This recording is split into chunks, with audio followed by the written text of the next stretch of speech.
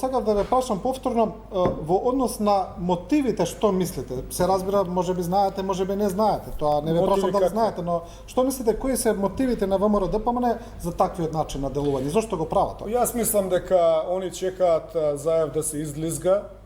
Мислат дека со пасивен пристап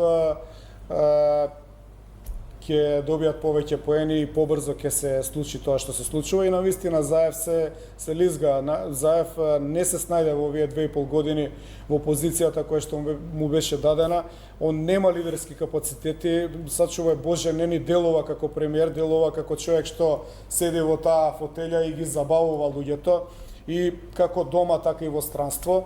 Мислам гледате како зборува и какви изрази користи, како навлегува во работите, што е сосема неприфатливо за политичар кој седнал во таква позиција, но очигледно е дека подобро не знае. И они тоа го скопча, значи ги сватија тие работи и се повлекоа и рекоа оставете, овој сам ќе се закопа себе. Значи на некој начин не влегуваат во конфронтација која што би довела до проблеми меѓу политичките елити, туку чекаат да дојдат на ред за да седнат во фотели. Сакам само да додадам, да го појаснам нешто во насока во која што зборуваше Филип.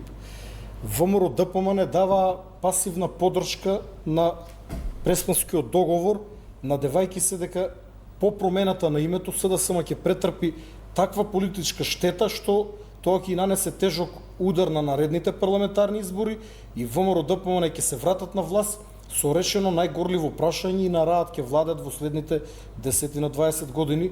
За нивна жал тоа нема да се случи. Мислам дека на овие парламентарни избори коалицијата предводена од СДСМ ќе извојува победа. Ќе биде победата најверојатно тесна, но сепак ќе биде победа.